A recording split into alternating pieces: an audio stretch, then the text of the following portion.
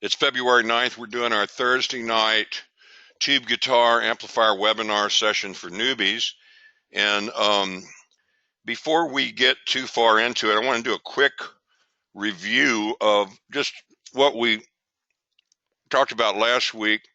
Last week we talked about AC and DC voltage, and we said that,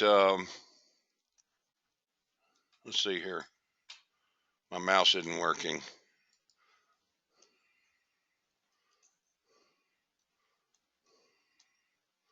I don't know why. There, oh, I got it upside down. That's what it is. Okay. Okay, last week we talked about AC and DC voltage, and we said that DC voltage goes one direction,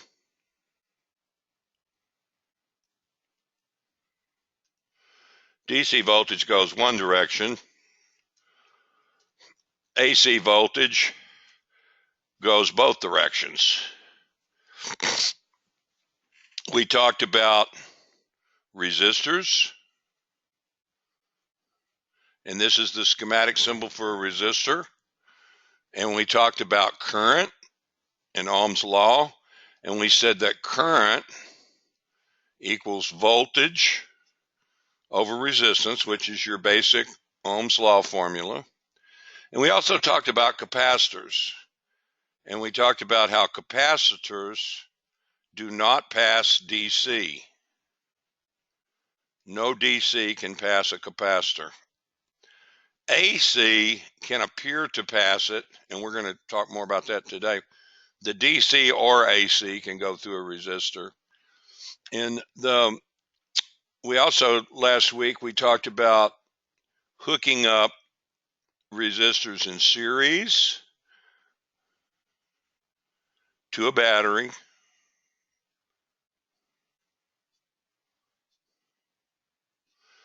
And we said that when you hook them in series, all current must go through both, but the voltage splits. And it splits in accordance to Ohm's law and the resistance value here. Then we also talked about hooking the battery up to two resistors in parallel. But in parallel, it's the opposite. All voltage is the same, but the current splits. And the current splits in accordance with Ohm's law. So anyway, that's our recap in 3 minutes. Has anybody got any questions or anything on that before I erase that and we go on to our next lesson? Any questions? No questions. Okay, well, let's erase that. And let's go to the next component. Now, we talked about resistors, we talked about capacitors. The next component I'm going to talk about is called a diode. And what is a diode? A diode is an electronic check valve. That's all it is. A diode looks something like a resistor. If you see one in a circuit, usually they're black, and they'll have a little gray band on one end. Hey, look, we got gray right here. They'll have a little gray band on one end. The gray band is on the cathode end. Cathode is just a fancy word for the place where the electrons come in. So with a diode, the band's going to be on the cathode side. So that means the electrons can only go this way. It has to come in through the cathode, and it exits this side. This side, by the way, is called an anode. But now let's say that the current tries to go the other way. it can't go the other way because this is a check valve. So this side has to be connected to minus, and this side has to be connected to plus in order for current to flow. If it's the other way around and this is plus and this is minus, then nothing will happen. It's like a complete open circuit.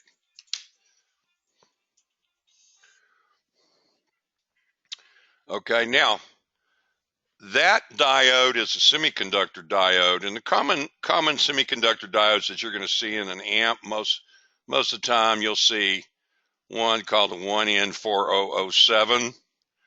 You're going to see that one as the most common diode, and that is a 1 amp diode. It's rated for 1 amp, 1000 volts. So you can use that pretty much just about for anything, and you'll see that over and over again in an amp. Now, that's a semiconductor diode, but you could have a tube diode. And a tube diode is basically the same idea, except with a tube, you have to have a heater.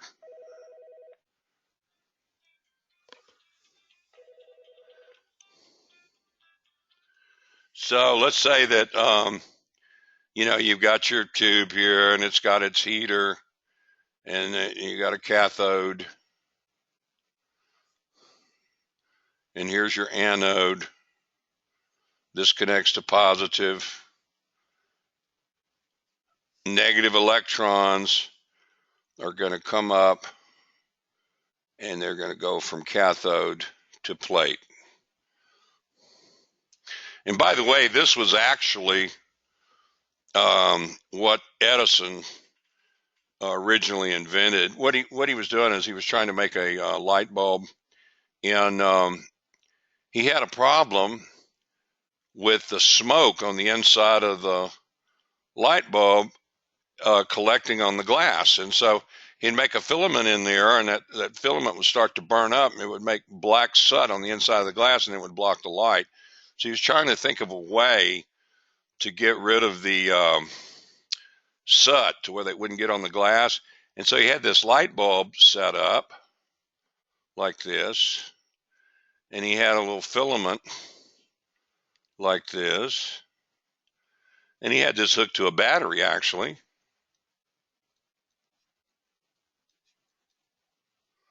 There's a schematic symbol of a battery. And, and there was getting black stuff all inside the glass. So he thought, well, maybe if I put a plate in there and we charge it positively, then the soot will collect on the plate and the glass will stay clean. So he stuck this to a positive battery terminal. And then he hooked this negative battery terminal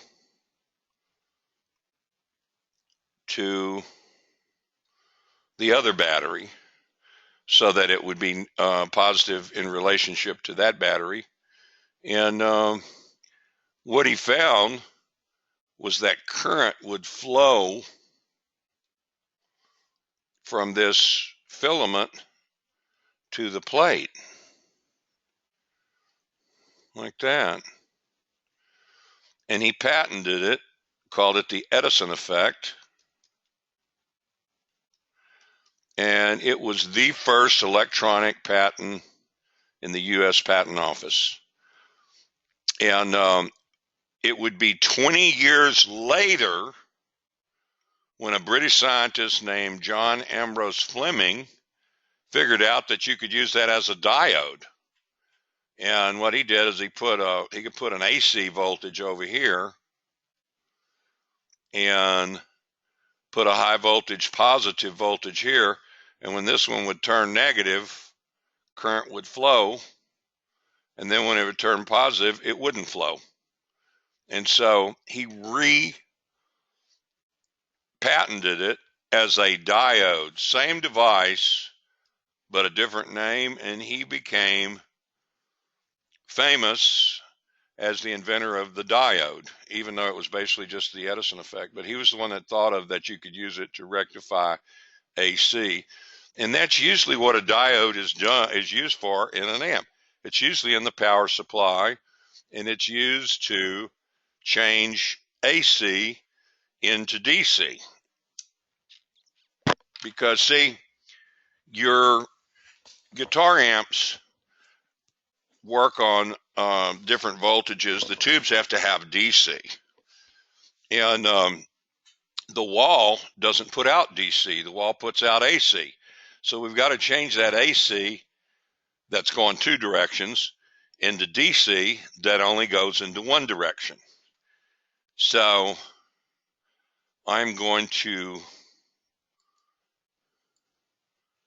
start with some more drawings here. And let's draw, let's say you plug, let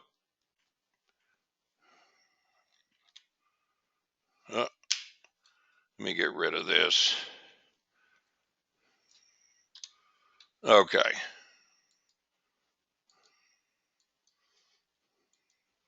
Okay, so let's say you've got a wall outlet over here,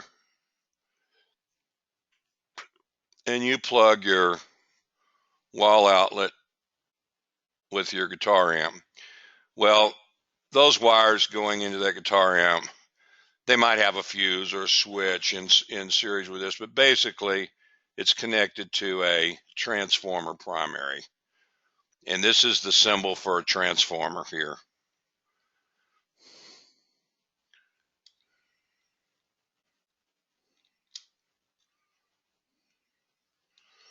Well, and then it would have a secondary here.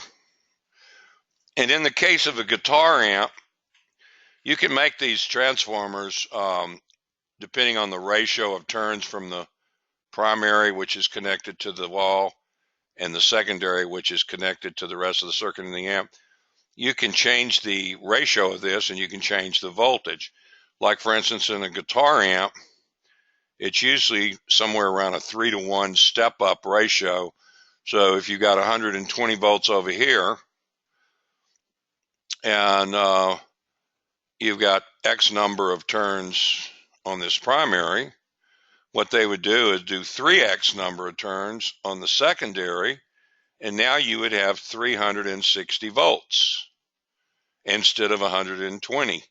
Why? Because if you have 3 times as many turns on the secondary, you'll get 3 times as much voltage. It works just like a transmission on a car. They call it a transformer. Think of transmission. It's like a gear ratio. You know, if you want it to go less voltage, you could change it and make it less voltage too. For instance, they usually have another secondary on there that's a 6.3 volt, and what they do is just make the turns ratio the 120 divided by 6.3, and you know, that's how many more turns this one would have than this one, and you can get 6.3 volts. And the reason they have this 6.3 volts on that transformer is to light up the other tubes. Because see, all of your tubes have got to have, it's like that Edison effect where you've got your, you got your filament in there. Those filaments are all usually 6.3 volts. I say usually. Almost all guitar amps, they're 6.3 volts. You could have a tube that was 5 volts or 10 volts or 12 volts or something, but the most common ones are 6 volts, 6.3 volts, like your 6L6, your EL34, 6V6, all of those are 6.3 volt tubes. And even the 12 volt tubes, like the 12EX7, those are hooked up humbucking to make them 6.3 volt as well. But now this is AC here. And now let's say we want to do a solid state rectifier. We're going to have another coil here, and it's 360 volts, and these are tied together. And you could say that it's 2 360 volt coils tied together, or you could say it's a 720 volt coil that's center tapped,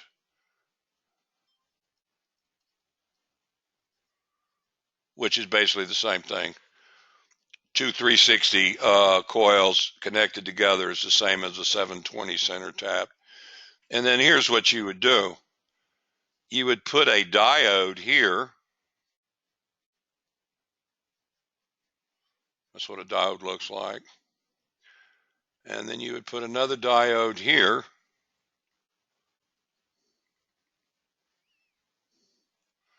And connect these together. And this would go to your circuit, which I'm going to represent the circuit as just a big resistor going to ground. This is called a load in electronic lingo, but it's the circuit. You know, it's like the other circuitry in the amp. We're just going to let that be that completely. And this center tap would be grounded. That's going to be your ground right there. By the way, this is a ground over here too. And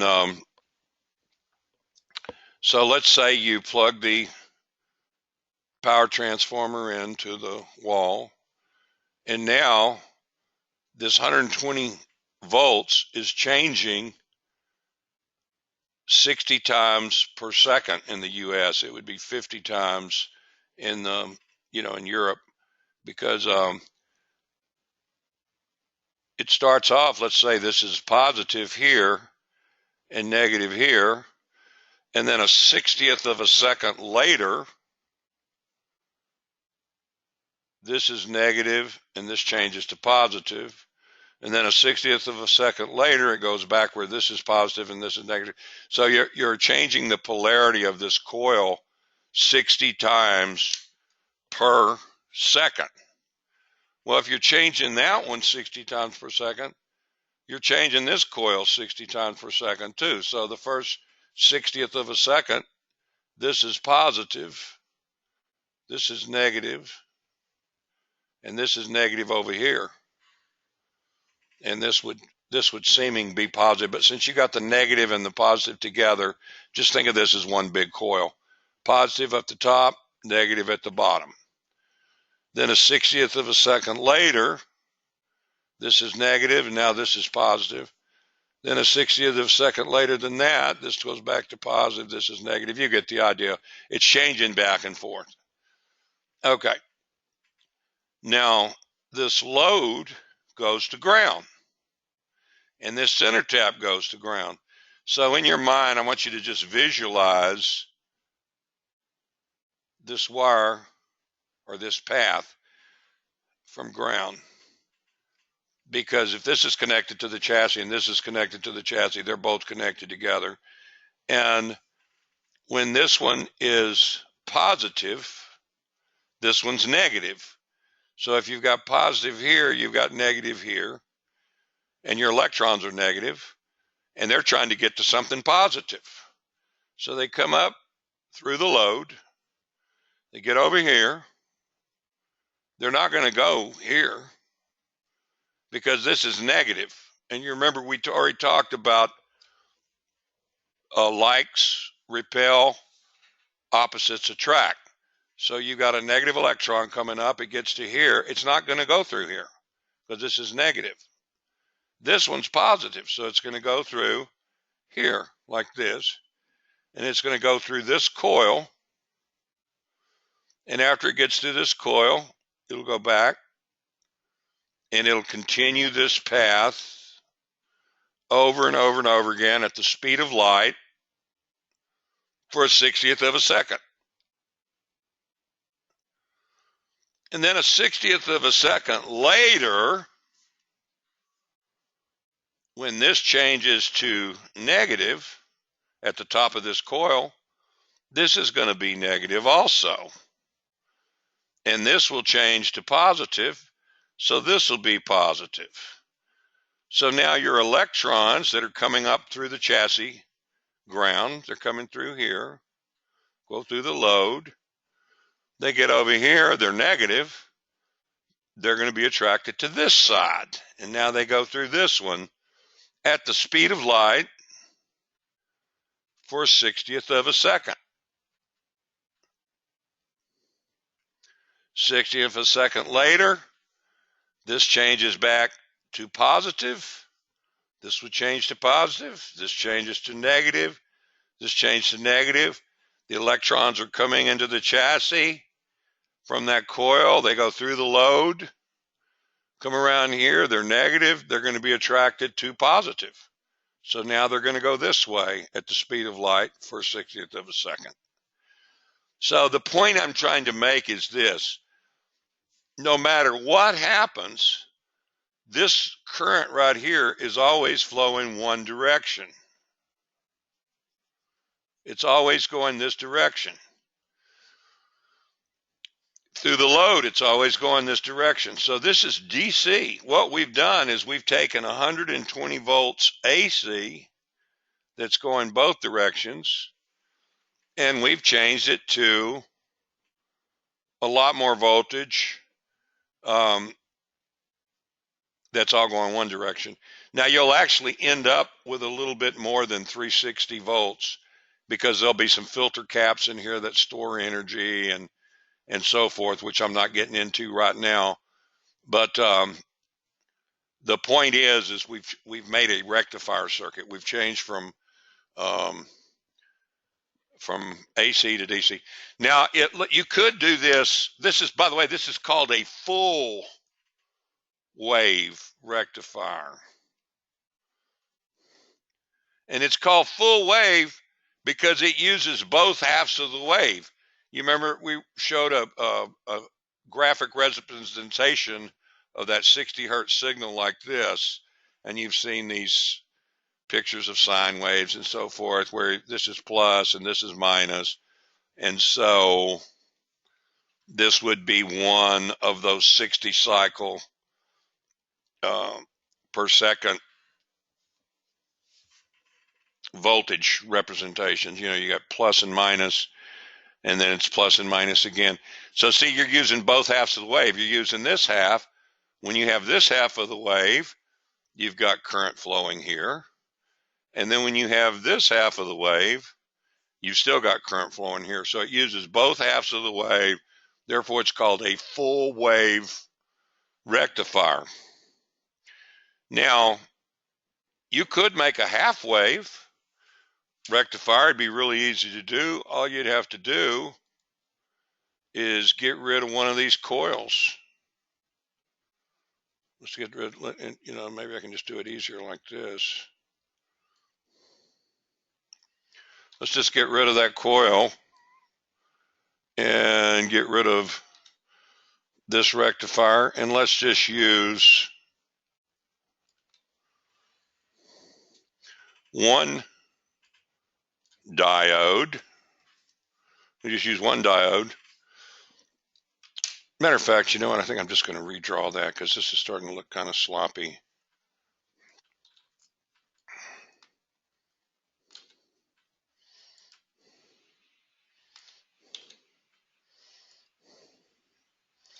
Okay.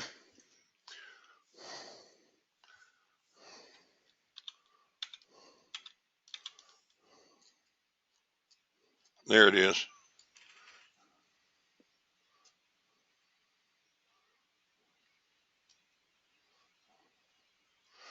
Okay.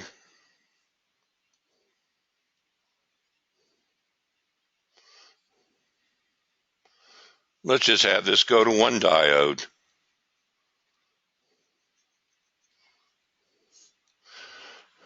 And this would go to the rest of the amplifier, circuitry, everything that needs that voltage. We're going to call this the load. And so let's say this is positive. When this is positive, this is negative. If this is negative and it's connected to ground, those electrons are going to want to go to something positive. So they are going to go through the chassis to the whatever's grounded in the amp, up through the load. They get to here. They see that this is positive over here. They're attracted to it, and they go. So that means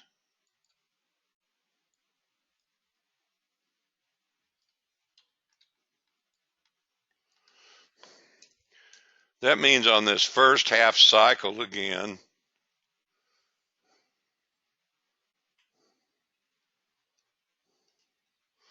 on the first half cycle, you've got DC because it's going, this is negative, going through the load, back around, you've got DC. But then let's say a 60th of a second later, this changes to minus, this changes to plus, this wave looks like this on an oscilloscope. Well, that plus is not going anywhere. It wants to go to the negative, but it can't because this is a check valve, and the current can only flow one way. It can only flow in the negative can only flow into the cathode, and the positive on the other side. So it's not going to let anything pass. Then a 60th of a second later, the wave changes to positive. This changes back to positive. This is negative. Now current will flow. And so what happens is you start off with AC that would look like this on an oscilloscope. And what you end up with for DC is you end up with this, which is pulsating DC. It's all going one direction, but it's pulsing. And by the way, with the full wave rectifier, this one's a half wave rectifier because it's only using half the wave. But with a full wave rectifier, it would look like this. Your AC would still look like this on the scope, but these waves that are going down below the line, they would all be positive above the line, and it would look like that. Now, of course, we can't use it like that because that would be humming. It would be a major hum, so we got to smooth that out, and that's where the rest of the power supply comes in, with filter caps. Filter caps oppose change in voltage. Think of it as a flywheel for volts. And also a choke. A choke is a coil of wire around a piece of iron. That's all it is. And the symbol for it is this. It's like a transformer with only one winding. And a choke is a flywheel for current. So this keeps the current stable. It resists change in current. And your capacitor resists change in voltage.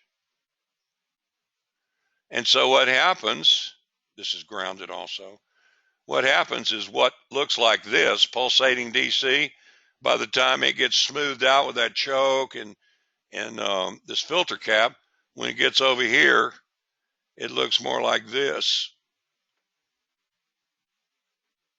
Almost pure DC. And then it'll continue on through the amp, and there'll be some more filter caps, and by the time it gets to some preamp tubes, it'll be, just smooth DC. I'm trying to cram a lot of stuff in a short period of time. I hope I'm not going too fast for you. Does anybody have any questions about anything so far? Raise your hand if you got a question. Okay, I wanted to also show you, I've been drawing this diode the way a diode actually looks. That's not the symbol for a diode. Let me show you the symbol.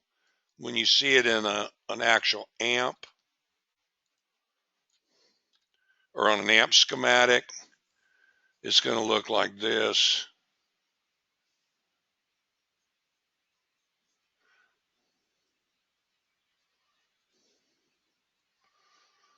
And the line is the cathode.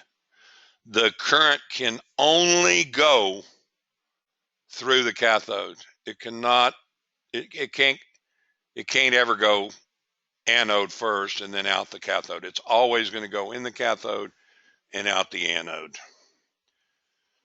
on a diode. Now, you can have a diode. A diode doesn't have to be a semiconductor. It can be a tube.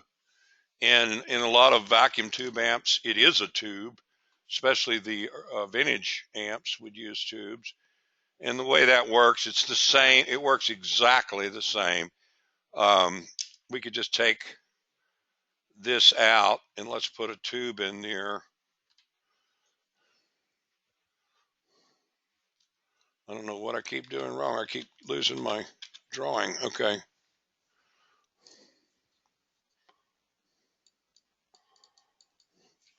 Yeah, we can put a tube in there here. This will be the tube. This will be the plate.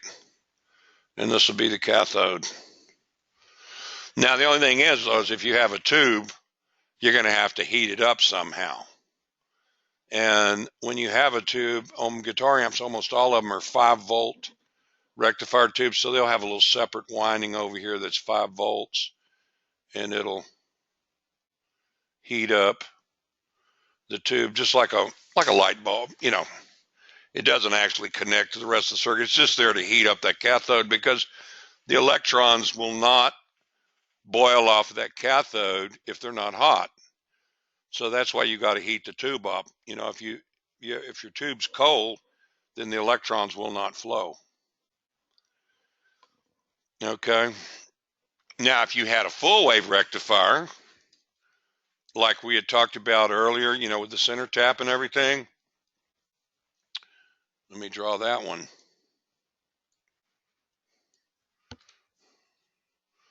You would just have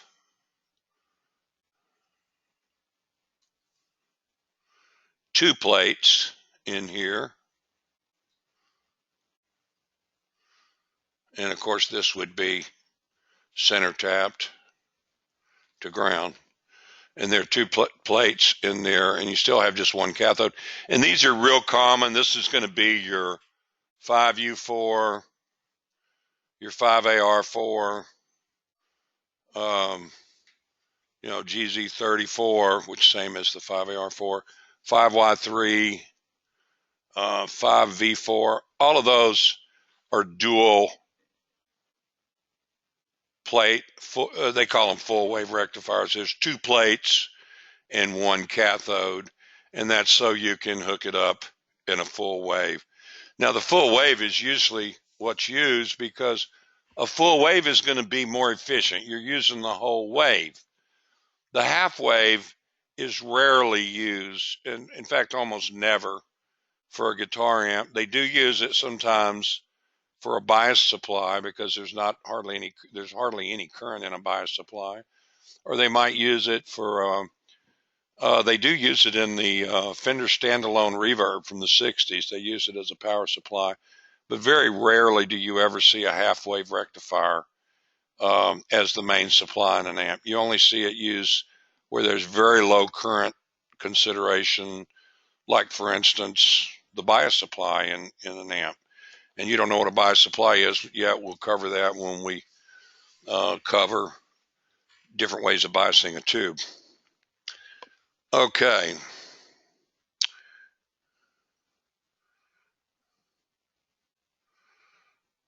Let's see here.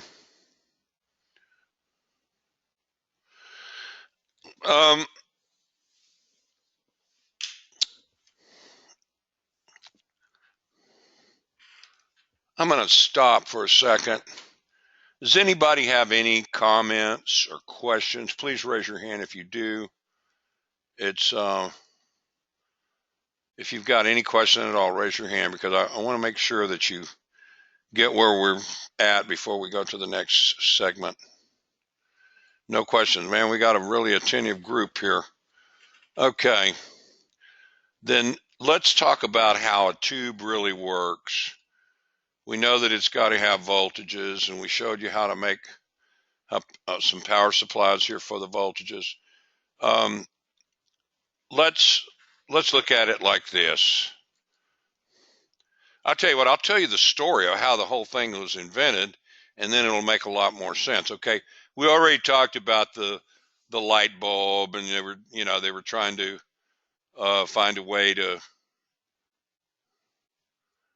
keep the soot off of the glass, so they used a plate, hooked it up to a positive voltage source, and electrons would flow this way and only that way. Okay. Well, and by the way, this is called a diode. It's called a diode because it has two parts. It's got a anode, and the original one, since they didn't know to use a separate cathode, they used the filament as a cathode. So the filament would be the cathode in this case. So it's a diode meaning two components. Later on, they figured out that some metals are better for cathodes, and other metals are better for filaments. So later on, what they did is they put a cathode here, and they had that separate from the heater. And of course, the cathode would have to go to this voltage source here so that the plate would be positive in relationship to the cathode, and then current would flow.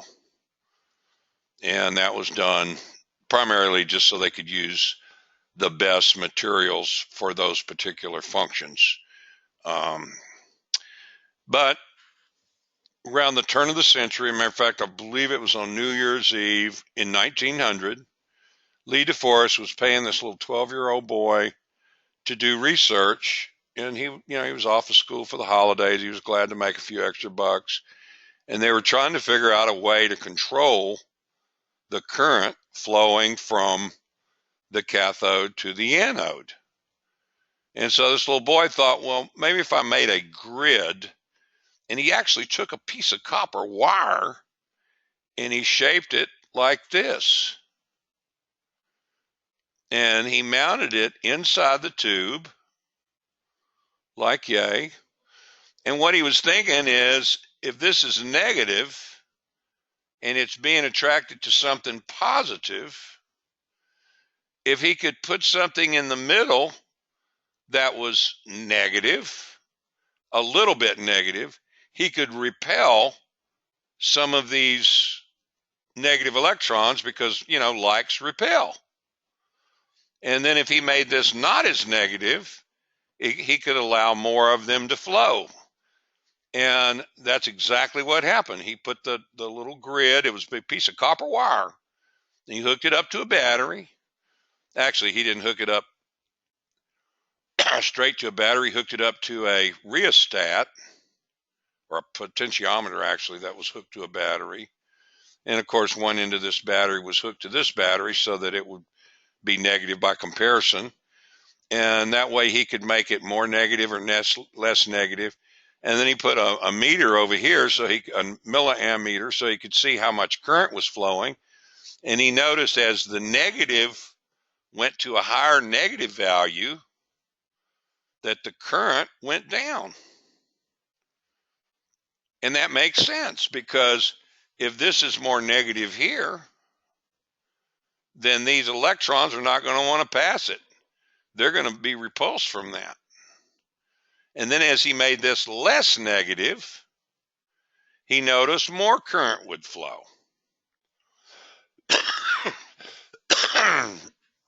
Lee DeForest patented this device. It was called a triode. Tri meaning three, and the three components were cathode, grid, and plate. And this device is what made amplification a possibility.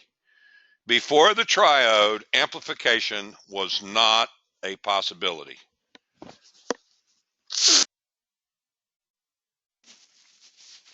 Now, let's see how these triodes actually work. Now, of course, nowadays we don't have all these batteries all over the place, and there's ways that this thing has gotten better over the years, and this is going to be the anatomy of a triode circuit. And you will see this circuit in every guitar amp you ever play that uses tubes. This circuit, you will see it multiple times. You'll see it over and over again. We were looking at Dumble Amp on last Tuesday's webinar, and we were analyzing the Dumble Amp, and we saw this circuit 4 times in the preamp of a Dumble Amp. You'll see this circuit in a Bassman. You'll see it in a Vox. You'll see it virtually every amplifier you ever see will have this circuit. Now, how does it work? Well, you remember I said once that an amplifier doesn't really amplify the signal. What it does is it's just a power supply that's modulated by the signal, and the guitar signal actually only goes through one resistor in the whole amp. Well, that resistor is this resistor here. Wait, I'm losing it here.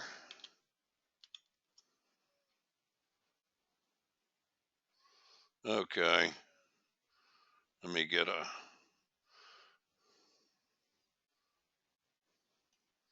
different color. This resistor right here is the only resistor that the guitar signal goes through. Okay, this picture is just showing a gain stage, and it happens over and over again in the amp, but the very first gain stage is going to be connected to a guitar jack. Here's your jack, and then the jack has the sleeve on it that's connected to ground. And when you plug your guitar pickup or guitar cable in here, your pickup is putting out AC voltage. You see here, this green here says AC. That's AC current, AC voltage, AC current. When the string moves up and down across that pickup, it's making a AC voltage that's the same frequency as what the guitar string is moving. Okay? Same frequency. And so that signal is going through this resistor. Now let's say you hit an A440 on your guitar string. That means this is going positive and negative, positive, negative, positive, negative, 440 times per second. So the first 1 out of 444 times, the top of this resistor is positive and the bottom is negative. And then a 440th of a second later, the top of the resistor is negative and the bottom is positive. Then a 442nd of a second later, this goes back to positive and this is negative, until you hit another string with another frequency, and you're going to have the same idea. It's going to go from positive to negative. And since the top of this resistor is connected to this grid, the polarity of this grid is changing from plus to minus and plus to minus, plus to minus at the same rate that the string is vibrating. Now, I want you to know that you're not going to have any current. There is no current flowing from this resistor through the tube. There's no current flowing there. There's absolutely no current. The current is flowing from the guitar through this resistor, and that's it. Now, what is happening is, since the top of this resistor is going from a plus charge to a minus charge, the charge on the grid will change from plus to minus, but there's no current flowing off this grid. There's nothing going from the grid to the cathode, for instance. There's nothing going from the grid to the plate.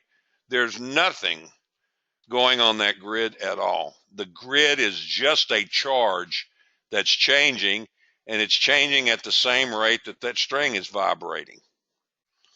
Okay? Now, when it goes positive, when this is positive, then your negative electrons that are trying to get to that plate, they're going to come up through this small value resistor, and I'll explain what that resistor is in a minute. And they're going to come up through this cathode. They're negative. This is positive. They're going to be attracted to it. And this is way more positive. Whereas this thing might be positive like 1/8 of a volt. This might be positive 200 volts. So it's going to pass right on through that, and it's going to go to this plate. And it's going to go through the plate resistor back to the power supply. Then when it goes to the power supply, it's going to come out of the transformer center tap ground back into the chassis. It's going to go find its way back to all the grounded points in the amp. And since this is grounded, the electrons will just keep going like that. And as long as this is positive, that's going to happen at the speed of light. Now the string, when it vibrates the other way, and now all of a sudden it's not positive anymore. Let's say that it vibrated the other way, and now the grid is negative. Well, when it's negative, these electrons that were flowing through the plate are going to be slowed down because they're going to see this negative in the way, and that's going to repel some of them, and it's going to slow them down. So what you've got here is we're modulating this power supply. The power supply is letting current flow through the tube, and we're making more or less current flow by changing the charge on this grid. And that current that's flowing is pulsating DC.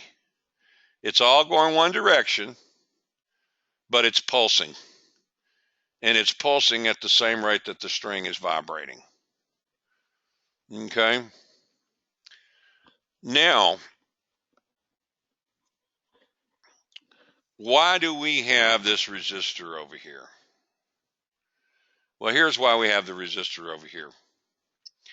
We want to idle the tube somewhere between the most current that can flow and the least amount of current can flow. Let's say that we're going to make a little graph here. Let's let this be the most current that can flow. Because, you get to a point, it's just like with a faucet. You turn a faucet all the way on, it can only go so much. And when it's on as most as it can go, that's as much as it can go. It's not going to go anymore. By the way, that's called saturation.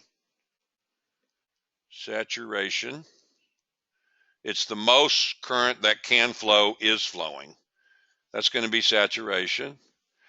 Okay, and let's say that you don't have any current flowing. No current flowing. And that could be done pretty easily. All you'd have to do is make this negative enough that it would repulse all of the electrons, and you would cut that off. And that's why we call that cutoff. Cutoff. When no current's flowing, it's called cutoff. When the most current is flowing that can possibly flow, it's called saturation. Well, what we want to do is we want to idle this tube somewhere in between those two extremes. That way, if a positive signal is put on the grid, it'll make more current flow. And then if a negative signal is put on the grid, it'll make less current flow. And we've got a place for the wave to occur. But setting it in the middle is that's what's called biasing. Biasing is setting the idle level of the tube, and with a preamp tube such as a 12AX7 or any other type of preamp tube for that matter, the optimum place to bias it is somewhere in the middle between the most current that can flow and the least current that can flow. That way, when it's in the middle, you can have a place for your waveform to occur. Well, how do we get it in the middle? We need to have the grid slightly negative with respect to the cathode. We need the grid to be slightly negative. And there's ways it could be done. In fact, some of the early days, what they would do is they would take this resistor right here and they would put a 1-volt battery here with the negative side right here, and that would make this grid slightly negative. Of course, you'd have to change the battery every now and then. It was a pain in the butt. Another way of doing it is you could have this go to a negative voltage supply, but all of those ways are complicated, expensive. It's not, it's not something that's as easy to do as just putting a resistor. It's much easier to put a resistor here, and this is going to be a small value resistor, usually a 1.5K.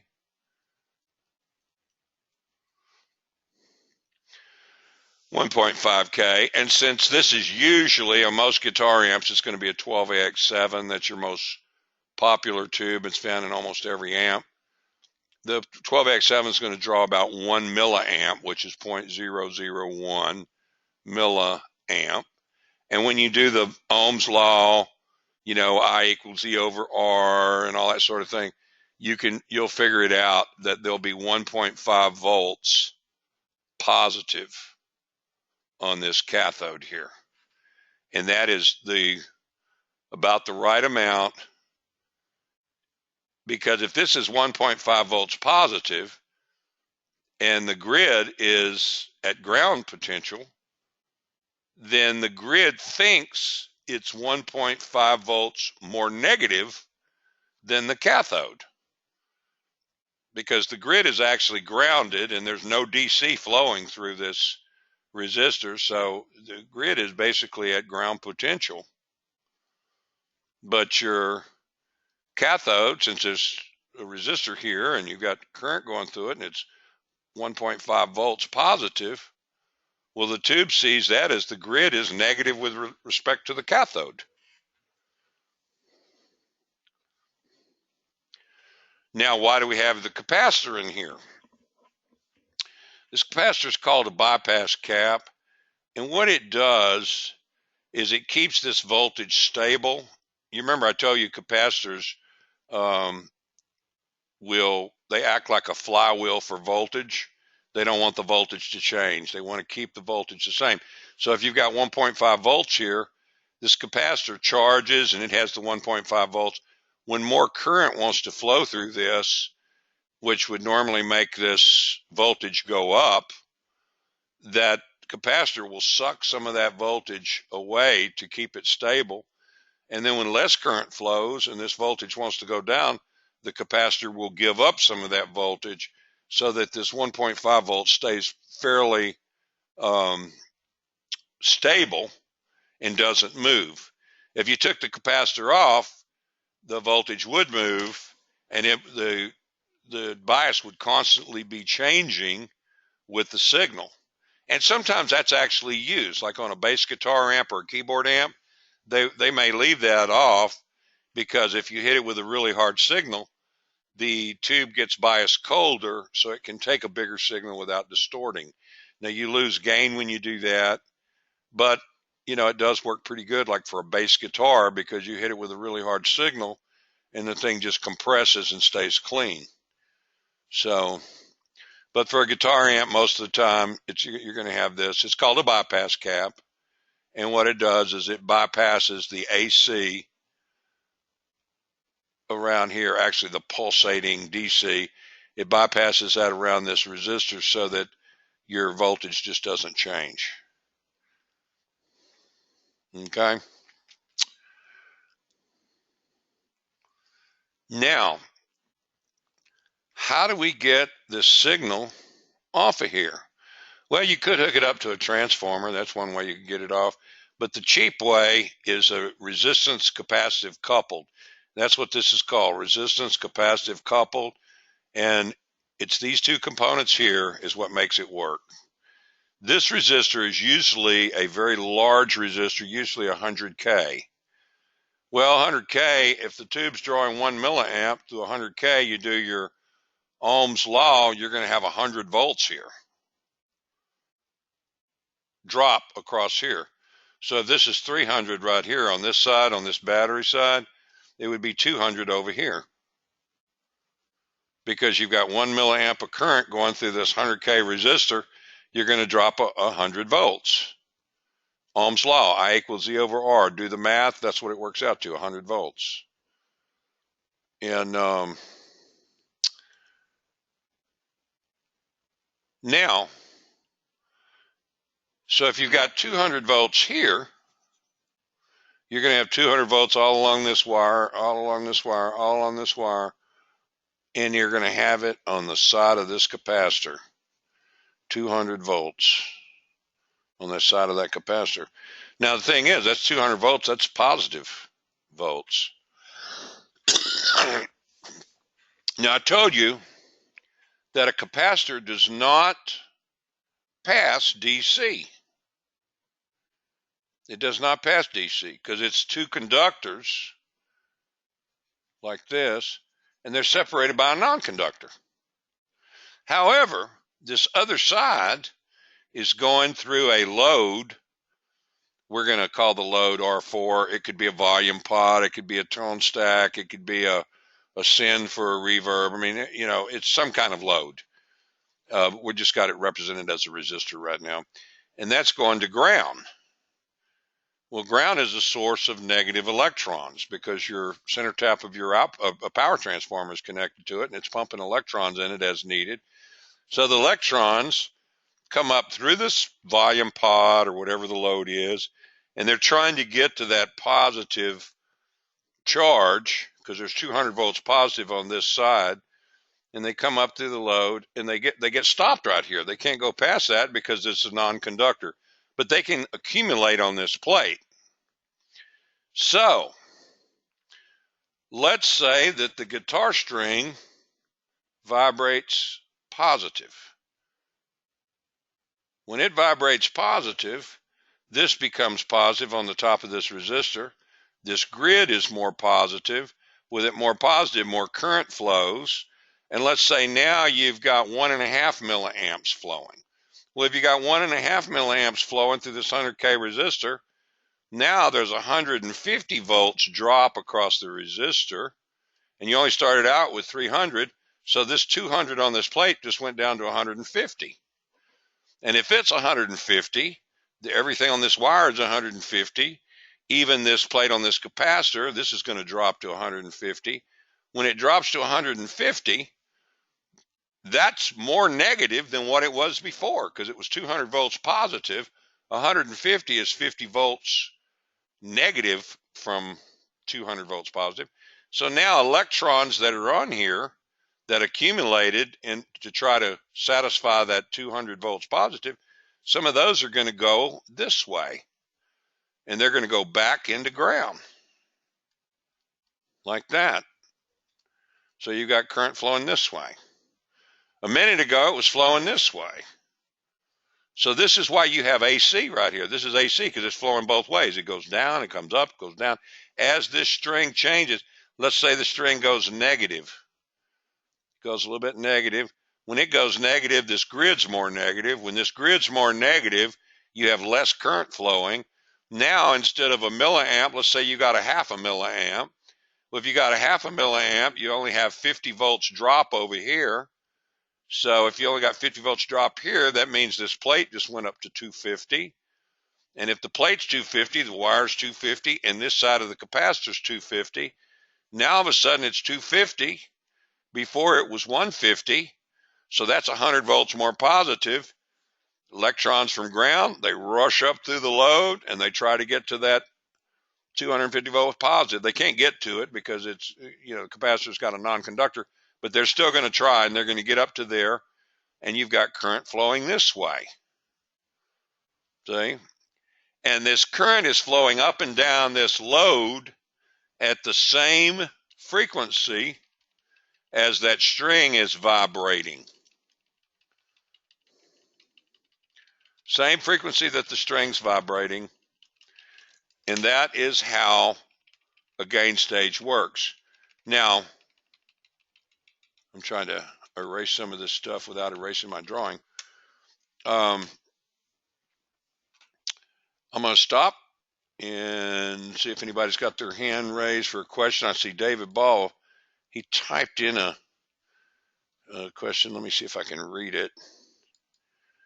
He sees a lot of bridge rectifiers in the schematic. What are the benefits of? Okay, a bridge rectifier, that is a, let's talk about bridge rectifiers. That's just another way of doing a power supply. I'll show you what a bridge rectifier is. Let's say that we're gonna, a bridge rectifier uses a non-center tapped transformer, and it is full wave. And here's how it works. Let's say you got your transformer and, you know, one side's going to 120 volts. Okay, and let's say the other side is, say, 350 volts, let's say. But let's say it's not center tapped. This is not a 700 volt winding center tapped with 350 volts each side of the center tap. This is not even a 350 volt center tap. It is just a 350 volt winding. And what is typical is they will use 4, and they usually draw it like this.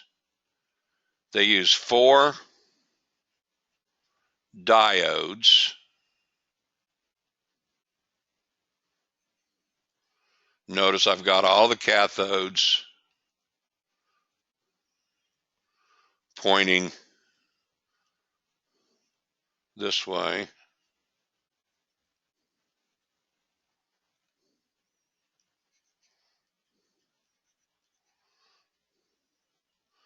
And they'll have this grounded.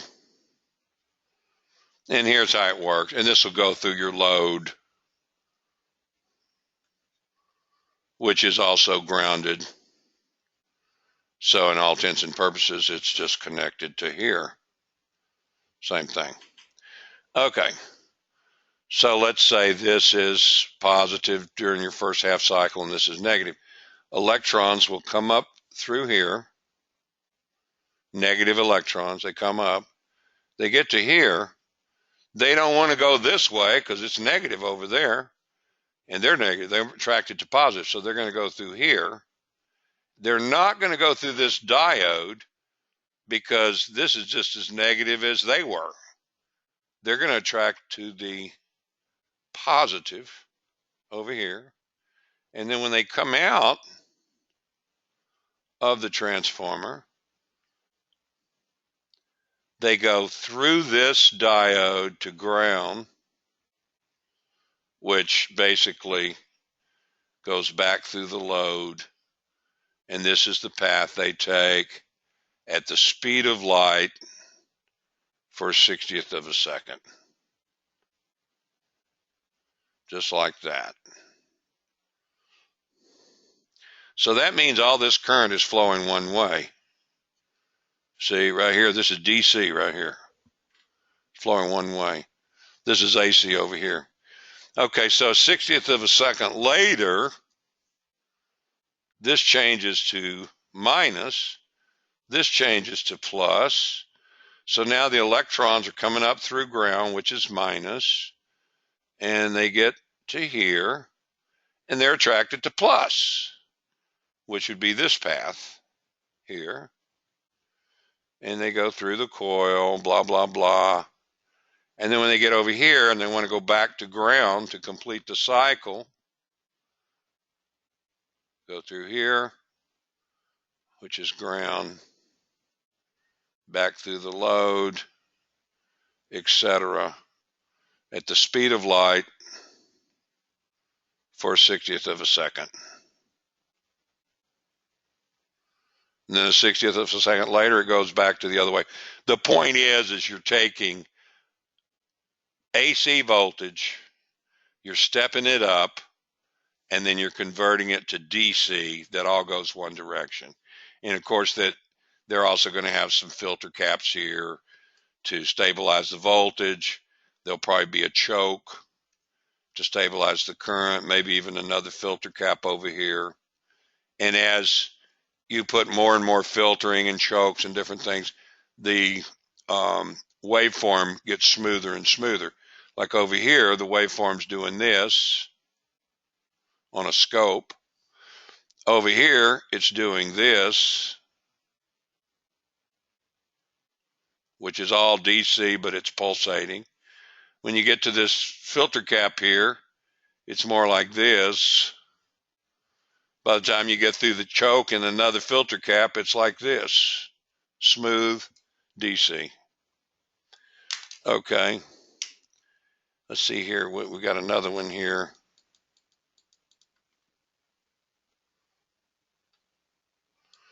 Well, I tell you what, this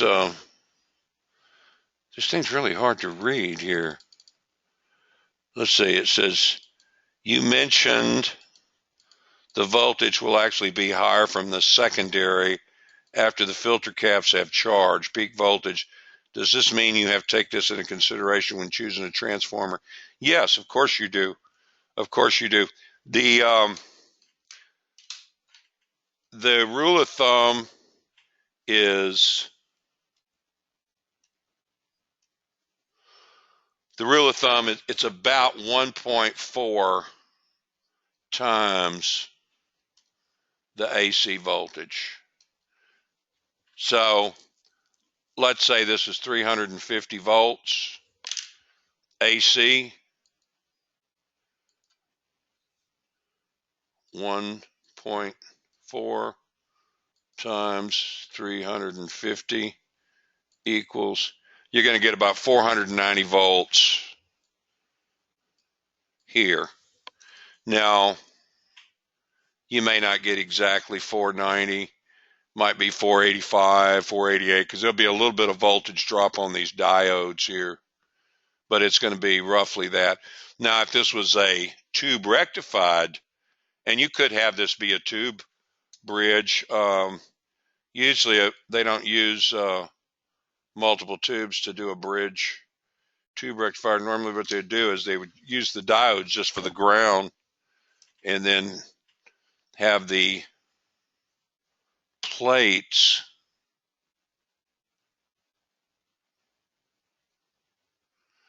go to one tube, rectifier tube, and then this would be your cathode. And then of course you'd still have to have a little heater. So this would have to go to a 5-volt supply over here for a heater. And that's going to be your rectifier tube. But the thing is your rectifier tube is going to lose some voltage. And it depends on what kind of rectifier tube it is, you know. Some rectifier tubes don't lose very much. Some of them lose a lot because they got different types of rectifier tubes. You've got some of them, the cathode is real close to the plate, like say for instance a 5AR4. The cathode's a 200th of an inch away, so it's pretty close, and so you might lose maybe 30 volts or so on that particular tube on a 5AR4. A 5U4, on the other hand, the cathode is a good distance away. You might lose 50, 60 volts on a 5U4. So depending on what tube you're using is going to determine what your actual voltage that you end up with over here. Now, of course, you could make this into a just a regular full wave rectifier if you had, and get the same result. You would have to have this coil over here be a 700 volt coil that's center tap. That way you got 350 each side of the center tap. Then you wouldn't need those diodes. And actually, you know, there's two ways of doing it. You can do it with the smaller winding and do the bridge, or you can do the big winding, the 700 volt winding center tap, and not do a bridge. This is more dependable because on this type of setup, you're only using half of the coil for each half cycle of the input wave, the 120 volt input voltage. On a bridge, you you're not using 700 volts, say, to get the same result. It'd be 350. You're using the whole coil on every half cycle. So the coil never has a chance to rest. It's going to overheat over time. I've seen some of these new amps, like some of the new Marshalls, they'll use that bridge rectifier, try to save a little money on the transformer, and it'll be a service problem.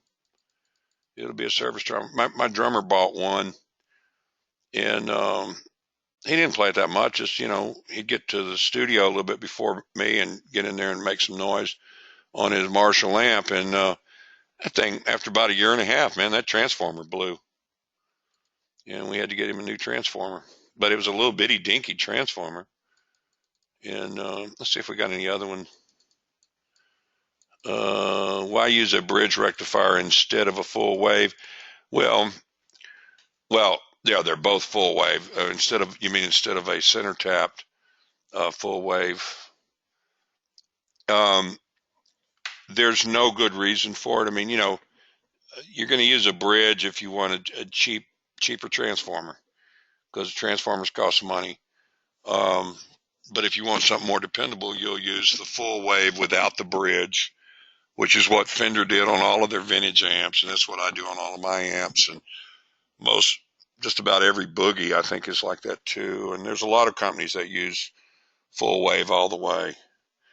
Now, the new Fenders are using the bridge, but, they're trying to make them real cheap too.